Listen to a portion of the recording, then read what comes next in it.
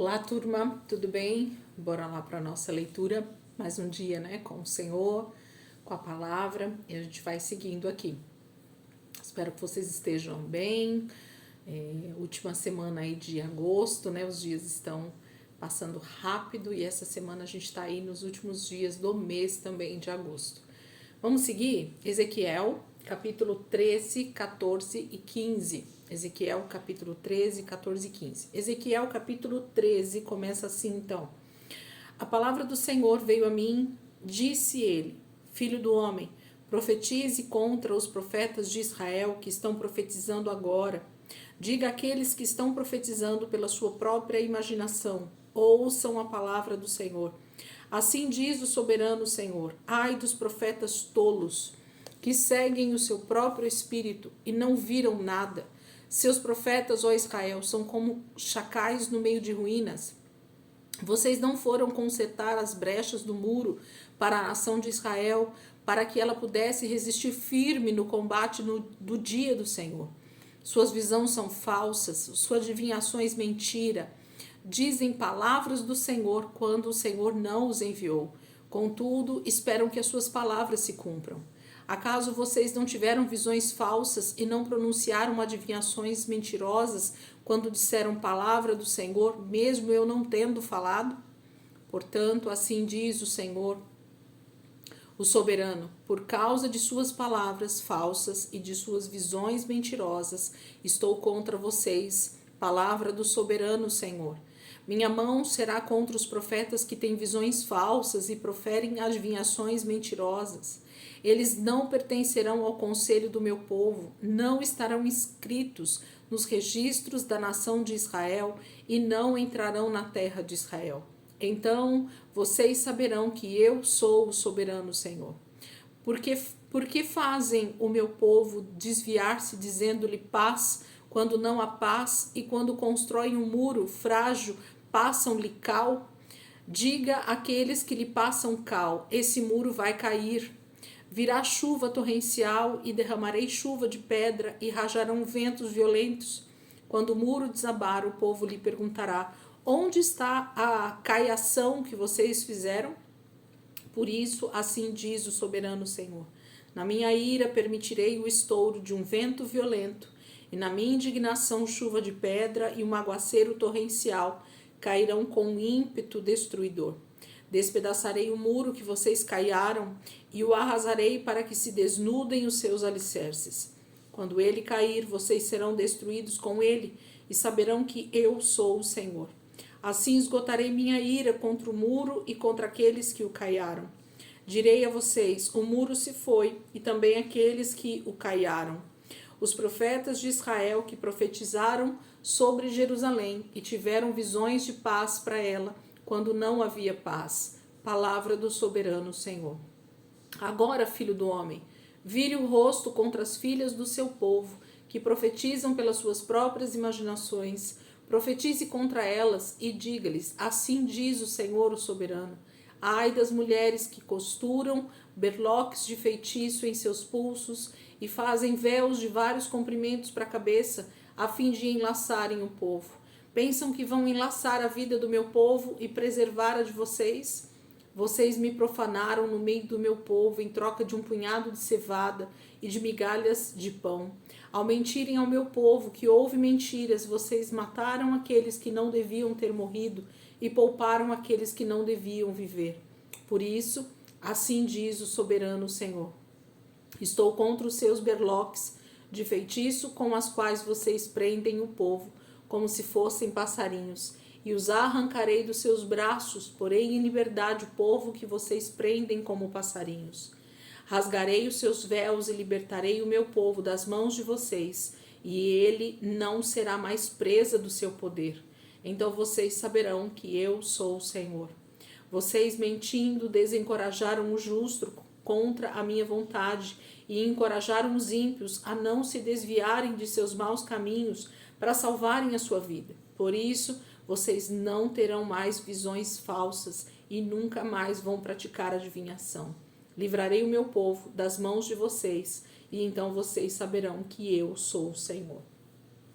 Capítulo 13 fala exclusivamente sobre falsos profetas, sobre aqueles que têm visões, sobre aqueles que fazem adivinhações e que com isso dizem estar falando em nome do Senhor, né?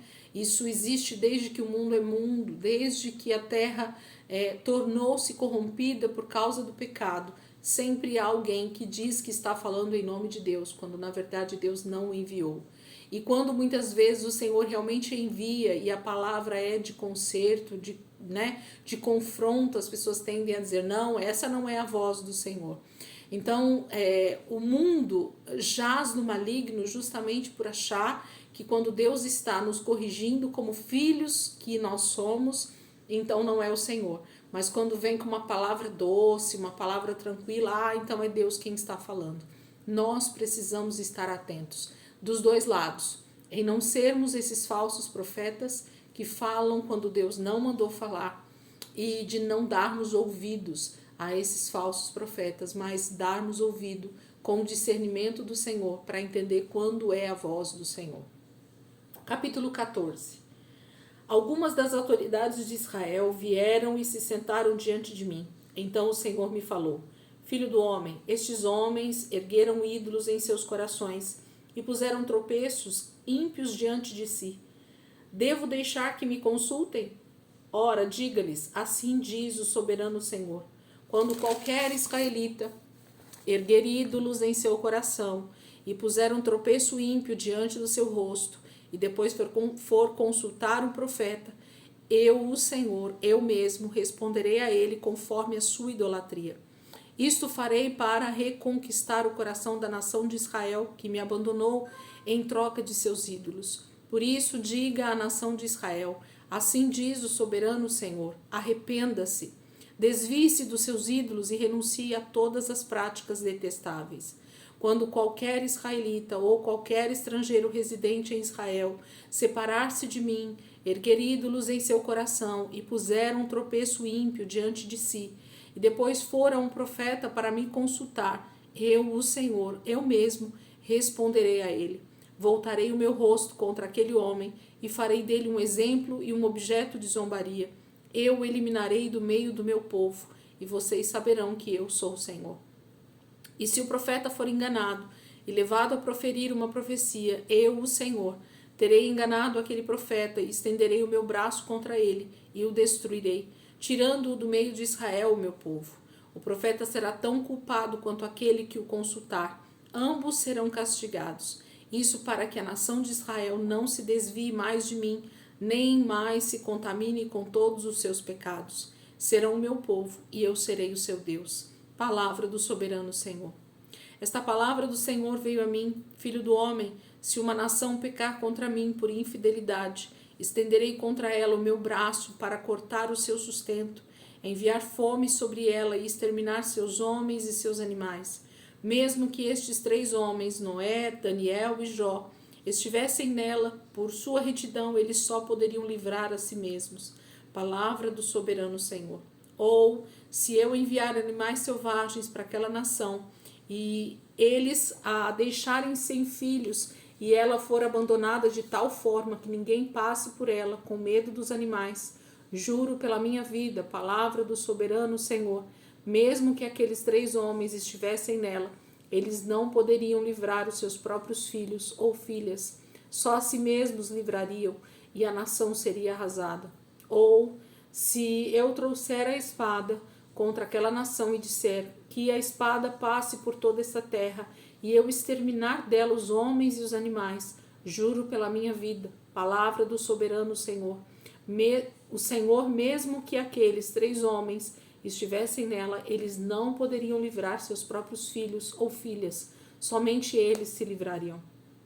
Ou, se eu enviar uma peste contra aquela terra e despejar sobre ela minha ira, derramando sangue, exterminando seus homens e seus animais, juro pela minha vida, palavra do soberano, o Senhor, mesmo que Noé, Daniel e Jó estivessem nela, eles não poderiam livrar seus filhos e suas filhas. Por sua justiça só poderiam livrar a si mesmos. Pois assim diz o soberano Senhor: quanto pior será quando eu enviar contra Jerusalém os seus 4 terríveis juízos. a espada, a fome, os animais selvagens e a peste, para com eles exterminar os seus homens e os seus animais. Contudo, haverá alguns sobreviventes, filhos e filhas que serão retirados dela. Eles virão a vocês, e quando vocês virem a conduta e as ações deles, vocês se sentirão consolados com relação à desgraça que eu trouxe sobre Jerusalém. Vocês se sentirão consolados quando virem a conduta e as ações deles, pois saberão que não agi sem motivo em tudo quanto fiz. Palavra do soberano Senhor. Capítulo 14 fala sobre a idolatria e vai falar então sobre esse julgamento que vai vir, e ele é inevitável. A minha Bíblia chama de julgamento inevitável. Por quê? Porque Deus vai fazer. Por conta de tanta idolatria, de tanta adoração a outros ídolos. O ser humano é uma fábrica de ídolos, né? Existe um título de um livro que expressa exatamente isso. O ser humano é uma fábrica de ídolos. Tudo que nós buscamos no lugar de Deus para satisfazer nossos desejos, para satisfazer a nossa alegria, para satisfazer a nossa vontade própria, para satisfazer os nossos desejos carnais, tudo isso são ídolos que nós fabricamos diante do Senhor. E nós buscamos então nesses ídolos toda a nossa satisfação, quando na verdade a nossa satisfação deveria estar no Senhor. E aí o julgamento será então inevitável. Deus vai trazer os 4 juízos, né, as 4 formas terríveis de juízo. E tanto o livro de Ezequiel quanto o livro de Apocalipse trazem esses 4 tipos de juízo, né? Então eu falo que nesse caso nós temos uma profecia que se cumpriu em parte ali no tempo de Ezequiel, sim, em Judá, em Jerusalém, mas nós temos o cumprimento pleno disso na volta de Jesus, também com esses 4 juízos através dos 4 cavaleiros. Então a gente tem Deus mostrando de forma micro o que ele vai fazer no final dos tempos de forma macro. Então a gente precisa olhar para a palavra de Deus com esse olhar, olhando o que Deus está falando para o seu povo que estava ali em Judá e Jerusalém, só que hoje ele está falando para todos nós de forma global, né? Capítulo 15, para nós finalizarmos a leitura de hoje. A palavra do Senhor veio a mim e disse ele: Filho do homem, em que a madeira da videira é melhor do que o galho de qualquer árvore da floresta? Alguma vez a madeira dela é usada para fazer algo útil? Alguém faz suportes com ela para nele pendurar coisas? E depois de lançada no fogo como combustível, e o fogo queimar as 2 extremidades e carbonizar o meio, servirá para alguma coisa? Se não foi útil para coisa alguma enquanto estava inteira, muito menos o será quando o fogo a queimar e ela estiver carbonizada. Por isso, diz o soberano Senhor: assim como destinei a madeira da videira dentre as árvores da floresta para servir de lenha para o fogo, também tratarei os habitantes de Jerusalém. Voltarei contra eles o meu rosto. Do fogo saíram, mas o fogo os consumirá. E quando eu voltar o meu rosto contra eles, vocês saberão que eu sou o Senhor. Arrasarei a terra porque eles foram infiéis. Palavra do soberano Senhor. Deus está falando sobre a videira que não foi útil como videira, né? E aí os seus galhos vão ser arrancados e lançados no fogo para ser queimados, né? Não vale para nada. É disso que Deus está falando na sua palavra aqui no capítulo 15. Israel é essa tipologia da videira, né? E nós então somos esses ramos que não éramos da videira verdadeira, mas que hoje nos tornamos enxertados nela. E nós temos sido então agraciados com essa graça de Deus que nos salvou, que nos colocou diante dessa herança que Israel tem, e que aqueles que forem fiéis terão então parte nessa conquista, né, de vida eterna com o Senhor. Amém, queridos? Que vocês possam então aproveitar aí essa quinta-feira, meditar um pouco mais nessa palavra. Quem quiser dar uma olhadinha lá no início do livro de Apocalipse, vai falar sobre os 4 cavalos, né?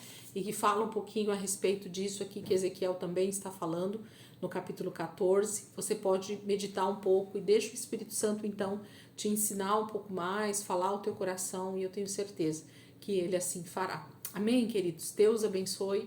ótima quinta-feira e amanhã, se Deus quiser, a gente está aqui de volta para continuar nossa leitura em nome de Jesus. Amém? Deus abençoe.